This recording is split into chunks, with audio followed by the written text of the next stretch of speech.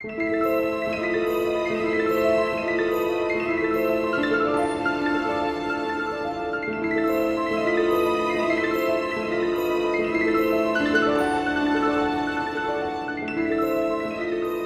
City of Oz. Water of Oblivion. Ozma was in her rose garden picking a bouquet when the party arrived, and she greeted her old friends and new friends as smilingly and sweetly as ever. Dorothy's eyes were full of tears as she kissed the lovely ruler of Oz, and she whispered to her, "Oh, Ozma, I'm so sorry." Ozma seemed surprised. "Sorry for what, Dorothy?" she asked. "For all the trouble with the Elf King," was her reply. Ozma smiled and laughed with genuine amusement. "Why, that has not troubled me a bit, dear princess," she replied. Then, looking around at all the sad faces of her friends, she added, "Have you all been worrying about this tunnel?" "We have," they all exclaimed together. "Well, perhaps it is more serious than I imagined," admitted the fair ruler, "but I haven't given the matter much thought. After dinner, we will all meet together and talk it over." They all went into their rooms and prepared for dinner. Dorothy dressed herself in a beautiful gown. She thought that maybe this might be the last time she would ever appear as a princess of Oz.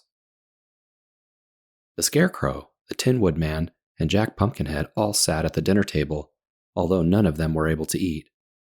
Usually, they served to enliven the meal with their merry talk, but tonight, all seemed strangely silent and uneasy. As soon as the dinner was finished, Ozma led the company to her own private room, where the magic picture was hanging on the wall. When they were all seated, the Scarecrow was the first to speak. "Is the Elf King's tunnel finished, Ozma?" he asked. "Yes, they finished it today," she said. "They built it right under the palace grounds. It ends and will open up right in front of the Forbidden Fountain. There is only a thin crust of earth remaining to separate our enemies from us.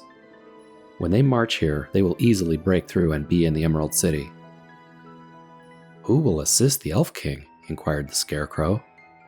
"The Whimsies, the Grollywogs, and the Phantasms," she replied. "I watched today in my magic picture. They sent messengers from the Elf King to summon all these people to assemble in his great caverns." "Can we see what they're doing now?" asked the Tin Woodman. "Yes, of course," replied Ozma. She then wished to see the Elf King's cavern, and then, at once, the landscape faded from the magic picture and was replaced by the scene going on in the jeweled cavern of King Rokat. It was a wild, crazy, and startling scene going on in the cavern. Before the Elf King stood the Chief of the Whimsies and the Grand Gallipoot of the Grollywogs, surrounded by their most skillful generals. They looked very fierce and powerful, and had weapons of mass destruction in their hands. Even the Elf King and General Guff standing in front of the mob had fear on their faces. Suddenly, a still more formidable creature entered the cavern. It was the First and Foremost, and she proudly sat down in King Rokat's own throne and demanded the right to lead his forces through the tunnel in advance of all the others. The First and Foremost appeared in all black skin suit with long black-shaped wings. Fire burned everywhere around her. She changed from this to a half-man, half-bear, and then back again. No one knew what her real form was.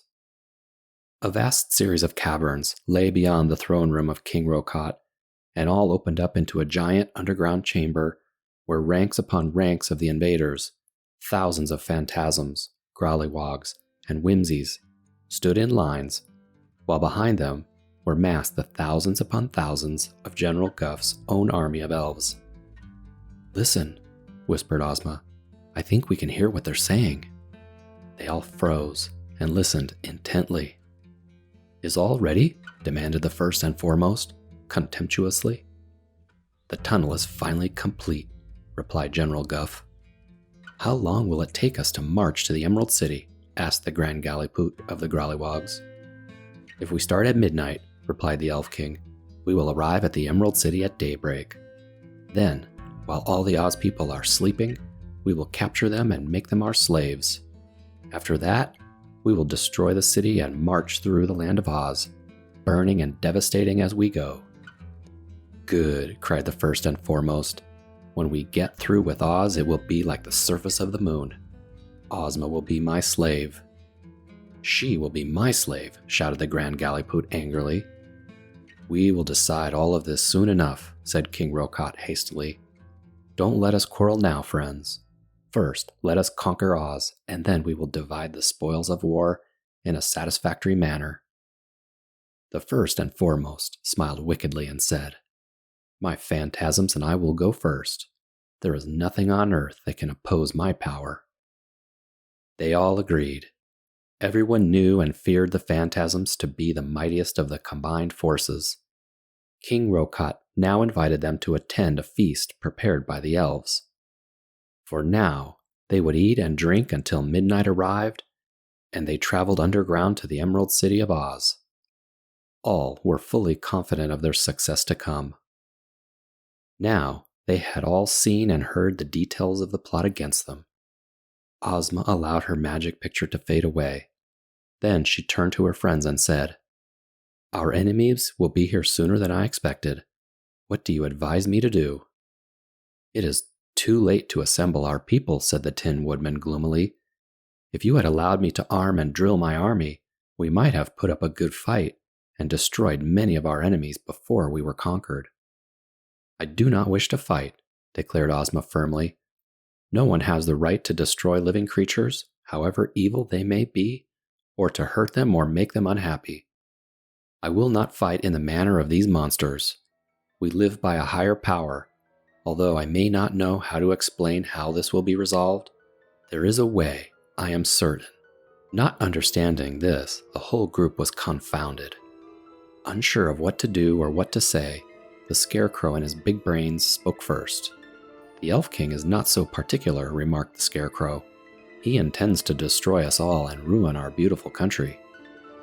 "Because the Elf King intends to do evil is no excuse for my doing the same," argued Ozma. "Self-preservation is the first law of nature," quoted the Shaggy Man.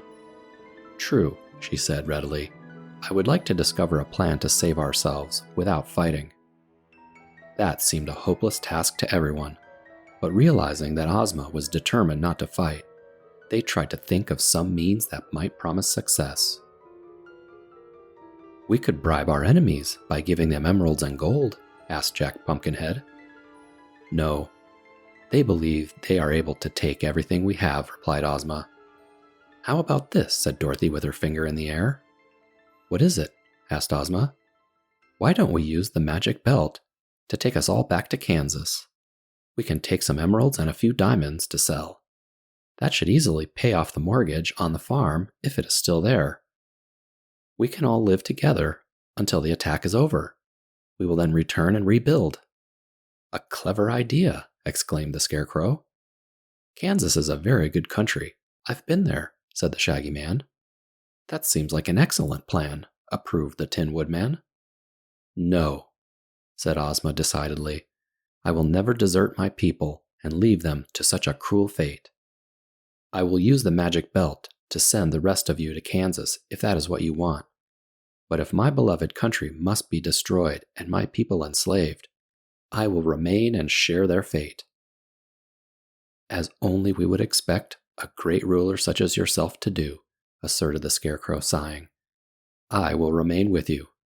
"So will I," declared the Tin Woodman, the Shaggy Man, and Jack Pumpkinhead. "I will too," announced Dorothy gravely. "I was only offering an option in case this is something you desired. If the ruler of Oz must not leave her people, nor can a princess of Oz either, I am willing to give my life to Oz. However, perhaps we can use the magic belt to send Uncle Henry and Aunt Em back to Kansas. They only just arrived." "I've been a slave all my life," Aunt Em replied, with considerable cheerfulness, "and so has Henry. We will stand by you as well. I'd rather take my chances with the rest of you." Ozma smiled at everyone gratefully. "There is no need to despair just yet," she said. "I'll get up early tomorrow morning and be at the Forbidden Fountain when the fierce warriors break through the crust of Earth. Diplomacy may resolve these issues. We need to find out what they want. Perhaps they won't be so bad after all." "Why do they call it the Forbidden Fountain?" asked Dorothy thoughtfully. Oh, you don't know about the Forbidden Fountain? Returned Ozma, surprised. No, said Dorothy. I've seen the fountain in the palace grounds, and I read the sign that says, all persons are forbidden to drink at this fountain. But I never knew why it was forbidden. The water seems clear and sparkling, and it bubbles up in the golden basin all the time. That water, declared Ozma gravely, can be the most dangerous thing in all the land of Oz. It is the water of Oblivion. What does that mean? Asked Dorothy. If you drink from the water of the Forbidden Fountain, you will immediately forget everything you have ever known, Ozma asserted. It wouldn't be such a bad way to forget our troubles right now, suggested Uncle Henry. That is true. But you would forget everything else and become as ignorant as a baby, returned Ozma. Does it make one crazy? Asked Dorothy. No, it only makes you forget, replied the ruler. It is said that once, long ago, a wicked king ruled Oz and made himself and all his people very miserable and unhappy. So Glinda, the good sorceress, put this fountain here. The king drank the water and forgot all his wickedness. His mind became innocent and vacant, and when he learned the things of life again, they were all good things. But the people remembered how bad their king was and were still afraid of him. Then he made everyone drink from the water of Oblivion fountain, and they all forgot everything they had ever known. They became as simple and innocent as the king. After that, they all grew wise together, and their wisdom was so good that peace and happiness reigned in the land. But now there was fear someone might drink the water again, so the king put that sign on the fountain. It has remained there for many centuries now. They had all listened intently to Ozma's story, and when she finished speaking, there was a long period of silence. Everyone was thinking about the curious magical power of the water of Oblivion. The Scarecrow started to get a broad smile. He was thinking, and it looked like he had a good idea. He was using his big brain, of course. How thankful I am, he said, that I have such an excellent assortment of brains. I gave you the best brains ever mixed, declared the wizard with pride. You did indeed, agreed the Scarecrow, and they work so splendidly that I may have found a way to save Oz. I'm glad to hear that, said the wizard. We have never needed saving more than we do now. Tell us how, cried the Tin Woodman.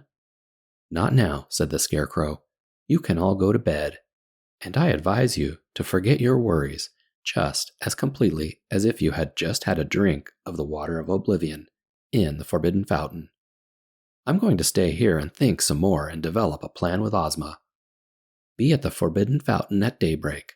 You will see how easily we can save the kingdom when our enemies arrive from under the dry-crusted desert earth.